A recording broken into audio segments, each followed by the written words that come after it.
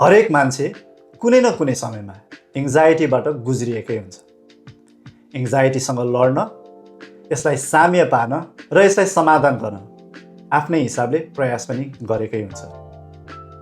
But what if I tell you, anxiety हाम्रो माइन्डको माल function नभएर हाम्रो बडीको इन्टेलिजेन्स हो, अनि जसको काम हामीलाई खतराबाट बचाउनु हो। ढुङ्गे युगदेखि नै एन्जाइटीले हामीलाई खतरादेखि टाढा राख्दै आएको छ। तर एन्जाइटीको समय कहिले पनि सजिलो र रमाइलो चाहिँ हुँदैन।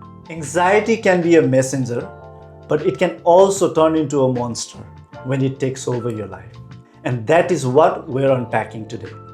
How anxiety can quietly shape our life, our decisions, and even our identity. But most importantly, how we can get out of it. Not by fighting it, but by understanding it. नमस्कार, green लाइमिङ नेपालको अर्को एपिसोडमा म welcome गर्न चाहन्छु। म अविनाश र म बेन्जी, स्वागत छ तपाईहरुलाई।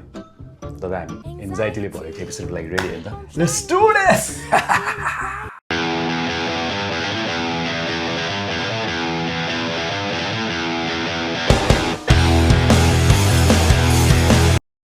Anxiety is when your body and mind feels like there's something bad about to happen.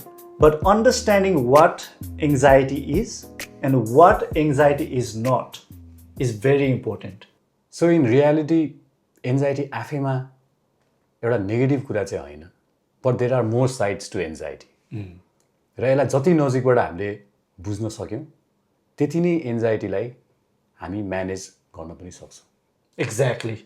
Anxiety basically हाम्रो बडीको एउटा अलार्म सिस्टम भयो. When it feels something's about to go wrong, it beeps that alarm. It makes you aware that something might go wrong. Evolution standpoint of view बाट हेर्ने हो भने, when we used to be cavemen, let's say there was a tiger running towards you, so anxiety kicked in. You need to run away from this situation because there's danger. तर anxiety चाहिँ still छ. अनि anxiety कस्तो सिचुएसनमा आउँछ भन्दा चाहिँ as common things is checking your email.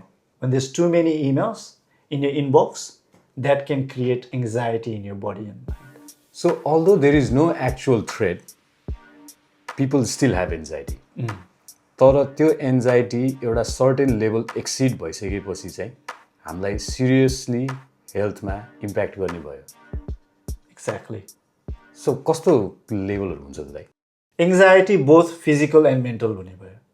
Some of the patterns to recognize anxiety would be constant worry or fear. So त्यसले दिमागमा मात्रै स्ट्रेस नभएर हामीलाई फिजिकली पनि इम्प्याक्ट पारिरहेको। एक्ज्याक्टली. जस्तै हाम्रो हार्ट बिटहरू एकदमै छिटो छिटो रेस गर्ने, tightening of the chest, restlessness feel हुने, you are feeling trouble sleeping, mood स्विङ्सहरू हुने. These are all some of the patterns of anxiety or symptoms of anxiety भनौँ न. मलाई चाहिँ एन्जाइटीको सिम्पटम कस्तो भएको थियो भन्दा मेरो ट्रु एक्सपिरियन्समा it was back when I first started as a chef manager. Head chef भएको थिएँ म फर्स्ट होइन. I was working in age care and then मैले सबै अर्डरिङहरू पनि गर्नुपर्ने, धेरै कामहरू हुने नि त. एन्ड देन मलाई राम्रोसँग गर्न पनि आउँदैन थियो. That it was back in 2015, 10 years ago होइन. एन्ड देन मिट अर्डर गर्न मैले बिर्सेँ जस्तो लाग्यो क्या. So there are schedules, like if you are watching and if you are working in age care facility, if you are nurse or a chef, you would know होइन. अब जस्तो हाम्रो रुटिन हुन्छ नि त, सबै स्केड्युल हुन्छ. So there are certain days and certain डेजमा सर्टेन अर्डर्सहरू हाल्नुपर्ने. एउटा टाइम आयो नि फ्राइडे आफ्टरनुन अराउन्ड 4 o'clock मलाई याद आयो कि ल ओ नो सेट मैले मिट अर्डर हालेको छैन कि क्या हो होइन. मन्डे अब विकेन्ड भयो, मन्डेमा अब मिट डेलिभरी आउनु पऱ्यो. मन्डे मिट डेलिभरी आएन भने ट्युजडेको लागि खाना पाक्दैन, सक्यो. And then I got really stressed क्या त्यहाँनिर. अब ओ नो, त्यो प्रोसेस चाहिँ कस्तो थियो भने अलिकति अक्वर्ड थियो because I had to fill up everything in the paper. अनि मैले रिसेप्सनिस्टलाई दिनु पर्थ्यो, अनि रिसेप्सनिस्टले चाहिँ कम्प्युटरमा हालेर अर्डर जान्थ्यो क्या. सो द्याट्स वाइ मैले त्यो प्रोसेस कम्प्लिट गर्न नपाउने. अनि मैले त्यो पेपर त्यो रिसेप्सनिस्टलाई दिएँ कि दिएन भनेर म कन्फ्युज भएँ त्यति बेला. रिसेप्सनिस्ट घर गइसक्यो. त्यति बेला मलाई एक्कासी यस्तो ढाड दुख्न थालेको कि होइन.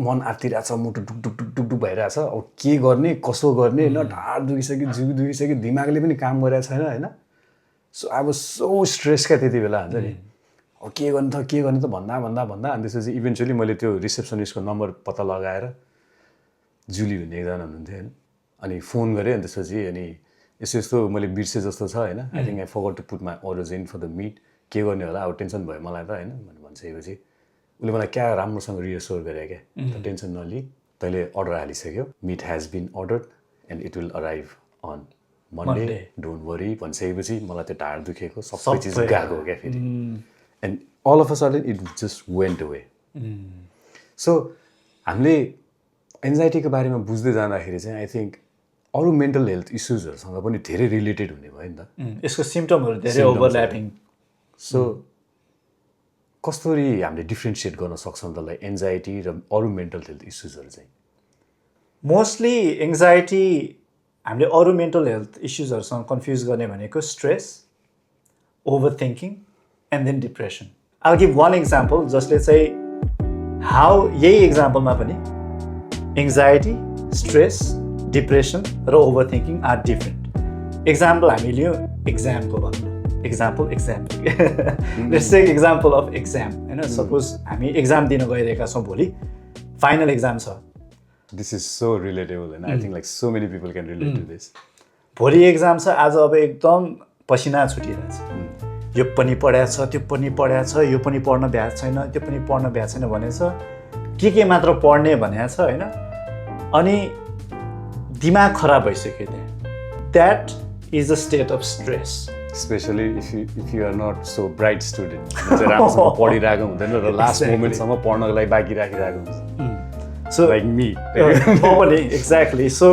एक्जामको सिनारियोमा हेर्नु भने यो पनि पढ्नु छ त्यो पनि पढ्नु छ भोलि एक्जाम छ ल के मात्र पढ्ने हो भनेर एकदमै ओभरवेल्मिङ जुन फिलिङ हुन्छ नि द्याट इज स्ट्रेस तर अब आज एक्जाम सकियो तर आफू चाहिँ अब मैले राम्रो गरेँ कि गरेन पनि राम्ररी थाहा छैन तर ला म फेल हुन्छु कि थुक्क म त कस्तो useless student I'm good for nothing भनेर वरी गरिराख्ने चाहिँ फेरि के हो भन्दाखेरि एङ्जाइटी अब एक्जाम दियो अनि घर फर्केर एभ्री क्वेसन हेरेछ मैले यसमा कस्तो एन्सर दिएँ भनेर त्यसलाई खोतलिराख्ने पास हुन्छ कि हुँदैन भनेर मैले गर्छु त्यस्तो अनि यो यसरी मैले एन्सर देखाएको थिएँ थुक्क यसरी एन्सर गरेको भए अझै बढी मार्क आउँथ्यो कि भनेर एभ्री कुरालाई फेरि कन्टम्प्लेट गर्ने रिप्ले गरिराख्ने चाहिँ that's overthinking but then exam सकियो एक्जाम सकेको हप्तौँ भइसक्यो बट यो फिलिङ ड्रेन्ड अनमोटिभेटेड अनि कस्तो फिल भइरहेछ भने आखिरमा यो एक्जामको पनि के नै अर्थ छ र लास्टमा गएर जति पढे पनि आखिरमा हुन्छ के नै जिन्दगीमा पढेर मान्छेहरू के नै भएको छ र नेपालमा यस्तो छ उस्तो छ यस्तो सोच्नु चाहिँ depression so see like one example going to the like negative केही कुराको अर्थै छैन जाने भयो so in this one example stress is your body saying I have too much to handle anxiety is your mind saying something bad will happen overthinking is your thoughts saying I can't let go and depression is your heart saying I can't feel anything anymore. So this is how you can differentiate between anxiety and other some of the related or similar looking mental health issues. So हामीले अब यो एन्जाइटीको symptoms र anxiety itself बाट बच्न कसरी सक्छौँ त there should be like some framework that we can put in place to protect ourselves from अब एन्जाइटी त इटसेल्फमा पहिलेदेखि नै भइरहेको कुरा हो प्राचीन सिरियस हुने त एउटा सर्टेन लेभल कटेपछि भयो नि त सो त्यो लेभल कट्न नदिनुको लागि चाहिँ हामी के गर्न सक्छौँ त So there are 5 things you can do to get over your anxiety. It starts with your breathing.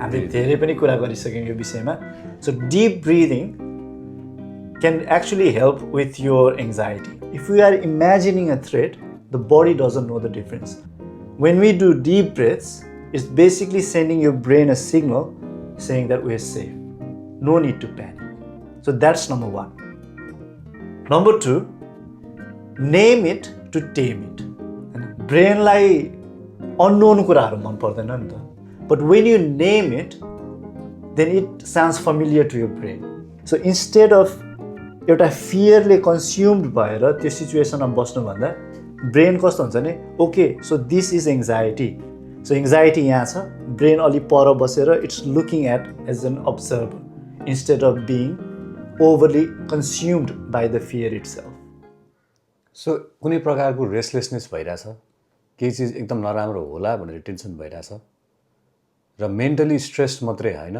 तपाईँलाई फिजिकली पनि त्यसको कन्सिक्वेन्सेसहरू फिल भइरहेको छ लाइक हार्ट बिट एकदम हाई हुने बडी एक्स ढाडहरू दुख्ने त्यस्तो सिम्टम्सहरू आइरहेको छ भने चाहिँ पहिला सुरु चाहिँ अवेर हुनु पऱ्यो तपाईँ कि तपाईँलाई एन्जाइटी भइरहेको हो so that you can actually name that you are having anxiety and you can give this message to brain that it's anxiety. Exactly. By naming it, तिमीले भने जस्तै awareness भयो, then you identified you've got anxiety and saying it out loud rewires your brain that it's something you're already aware of. So no need to actually panic. I've been through this before. It's nothing new. भनेर ब्रेनले त्यसरी resistor गर्ने भयो and it helps that way. Helps. त्यही त. Third कुरा जुन हामीले गर्न सक्छौँ एङ्जाइटीलाई हेल्प गर्नको लागि भनेको moving your body or exercising हामीले बारम्बार पनि यो कुरा गरेकै छौँ किनभने when you're involve in physical activity यो body releases endorphins serotonin and dopamine त्यो सबै in some ways are feel good एलिमेन्ट्सहरू हो नि त त्यो सबै कम्पोनेन्ट्सहरू हो नि त त्यही त तर यो खत्रै नै डिफिकल्ट टास्क हो जस्तो लाग्छ मलाई चाहिँ Like if you're going through an anxiety attack, how can someone go and exercise? So I think you're the ekdam challenge on the. I think the idea is you're not exercising when anxiety starts. You're exercising daily so that when anxiety happens, your body automatically is in that state where it can fight against anxiety. You know, body le exercise गरे पछि तिम्रो endorphins, dopamine अनि अब सेरोटोनिनहरू produce गरिराखेको भयो नि त so when you in that bliss moment there is not much chances of anxiety coming in त्यो डोपामिन त्यो हर्मोन्सहरूले हाम्रो एन्जाइटी म्यानेज गर्न चाहिँ हेल्प गर्छ is there some kind of hormones that get released anxiety हुने बेलामा आई थिङ्क कोर्टिजोल एकदम फियरसँग रिलेटेड कुराहरू भयो स्ट्रेस हर्मोन हैन स्ट्रेस हर्मोन भयो नि त I think the idea is when you're exercising regularly, तिम्रो बडीले अलरेडी नै एउटा तिम्रो बडी अलरेडी नै यो इन्डोर्फिन्सको मद्दतले सेरोटोनिन र डोपामिनको मद्दतले एउटा फिल गुड स्टेटमा हुन्छ नि त so when you're constantly in a feel good situation there's less chance you're going through anxiety. True. Whereas you're not doing anything यतिकै काउच पोटेटो भएर बसिरहेछ भने एङ्जाइटीले हामीलाई असर पार्ने चान्सेस पनि धेरै भयो हामी एङ्जाइटीको भिक्टिम हुने एङ्जाइटीले सजिलै अट्याक गर्न पनि हामीलाई सक्ने भयो जब हामी एक्सर्साइजहरू गर्दैनौँ तर हामीले हाम्रो बडीलाई नै त्यसरी ट्रेन गरिरहेछौँ ब्रेनबाट त्यो केमिकलहरू सिक्रेट भइरहेछ भने we're already in a state of bliss in some ways. So there's less chance of you going through anxiety per se. So fourth way of getting out of anxiety is challenging your thoughts. किनभने एङ्जाइटी भनेकै what if question हो नि त what if this happens? What if this goes wrong? So anxiety basically revolves around what if question. So anytime you feel anxious, what we can do is writing it down. किनभने हामीले लेख्दा फेरि के हुन्छ भने it is an evidence of what is actually happening. So once you figure out you're having an anxiety, you write it down. Exactly. That will help त्यसको impact reduce. Exactly. I'll give you an example. Let's say someone's starting a new business. एकदम ठुलो कुरा हो नि त so obviously anxiety हुनु स्वाभाविकै भयो. What if I fail in this new business? What if nobody likes my product? What if I go bankrupt? भन्ने क्वेसनमा डुबेर एङ्जाइटीको स्टेटमा बसिराख्नु सट्टा what if okay, I'm starting a business. I'm writing it down by the way. यो business सुरु गर्नको लागि मेरो स्किल सेटहरू यो हो. I am competent in this way. मेरो स्टाफहरू यो छ जसले यो टास्क गर्न सक्छ. मेरो प्रोडक्ट एक्चुअली यो हो जसको डिमान्ड हाई छ. मेरो प्रोडक्टको प्राइस रिजनेबली प्राइस छ so it has high chance of being sold so when you write things down you are not in a state of what if because you know as concrete evidence right in front of you that you are prepared in these way so anxiety जुन चाहिँ एउटा what if भन्ने situation छ त्यहाँ चाहिँ हाम्रो जुन कुराले एङ्जाइटी भइरहेको छ त्यो कुराको बारेमा लेखेर what you can show yourself is there's no more what if because I know what I've got. So हामीले बेसिकली सो भन्न खोजेको if we are sure about what we are doing and we have concrete proof that something is going to work, हामीलाई एन्जाइटी हुँदैन. Exactly. किनभने एङ्जाइटी भनेकै what if हो नि त what if it fails but it's not going to fail because So we are not just talking about reducing anxiety, we are talking about completely eliminating anxiety. Anxiety-लाई आउन नै नदिने फ्रेमवर्क राखिरहेछ हामीले. सकेसम्म आउनै नदिने किनभने there is no room for what if questions it all sums up in number 5 creating a daily anchor. Basically what I'm saying is creating that daily routine. Anxiety loves unpredictability. कुन बेलामा attack हुन्छ त मान्छे भन्दा when you're weak. हैन when you're strong there's less chance you're getting attacked. So हामीले यस्तो रिचुअल्सहरू गरेर जहाँ चाहिँ हामीले जर्नलिङ होस् मेडिटेटिङ होस् हैन अब हामीले माइन्डफुलनेस होस् एक्सर्साइजिङ होस् यसलाई हामीले डेली ह्याबिट हाम्रो रिचुअल नै बनाउन सक्यो भने न्युरोसाइन्सले के भन्छ भन्दा यो पोजिटिभ रिपिटेड रिचुअल्सहरूले चाहिँ हाम्रो न्युरल पाथवेलाई नै स्ट्रङ बनाउँदै जाने भयो अनि जसको बेनिफिट्स भनेको हाम्रो कामिङ नेचर यो सबैको बेनिफिट चाहिँ काम लिएर आउने एउटा रेजिलियन्स लिएर आउने बडी र माइन्डमा and that's how we can fight against anxiety or regulate anxiety. So अब लाइक इफ यु लाइक एक्सर्साइजको कुरामा चाहिँ फर्स्टमा I think I went towards weight training यस्तो कुराहरूमा गएँ but you could do just simple yoga simple stretch. न्युरोसाइन्टिस्टहरूले त 10 minutes of any form of exercise can have dramatic effects on how you can deal with anxiety. खासमा भन्यो भने everything you can start small. हाम्रो self awareness र growth इम्प्रुभमेन्टको कुराहरूमा awareness सुरुमा के भइहाल्यो and then you can start everything by starting small. Anxiety सुन्दाखेरि जति डरलाग्दो छ वास्तवमा म्यानेजेबल पनि छ.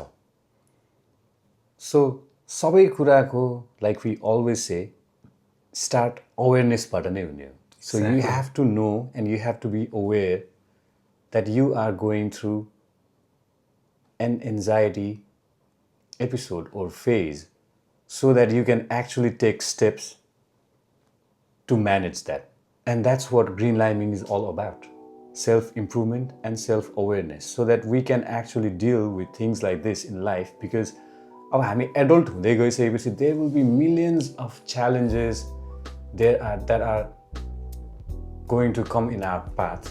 एउटा business, एउटा family, relationship, career, whatever there is that comes in our path, त्यो challengesहरूले हामीलाई anxiety दिन चाहिँ सक्छ. Easily. So, that's why routine is important. That's why sticking to your discipline is important. That's why knowing is important. Awareness is important. And then मैले एउटा कस्तो राम्रो कुरा सुनेको थिएँ क्या दाइ. I was I think listening to a book. I forgot the name. But what it says is just knowledge is not wisdom. You can read and you can consume enormous amount of books, but that will not bring you wisdom. That doesn't make you wise. Knowledge is not wisdom, but applied knowledge is the wisdom. So knowledge भएर मात्रै पनि हुँदैन त्यसलाई apply गर्नुपर्छ. So many of us, if you are watching this video, you might know about anxiety. Anxiety manage गर्न के गर्नुपर्छ, कसरी गर्नुपर्छ, एक्सर्साइज गर्नुपर्छ, एउटा रुटिन बनाउनुपर्छ भने सबै कुरा चाहिँ थाहा त छ, but you are not actually applying in your real life. that knowledge. that knowledge that you have. And that is not wisdom. Applied knowledge is the wisdom. So hope this was helpful. Yati भन्दै, see you in next video. Green Liming, keep liming. Until then, signing out. Jai Sangha. Peace.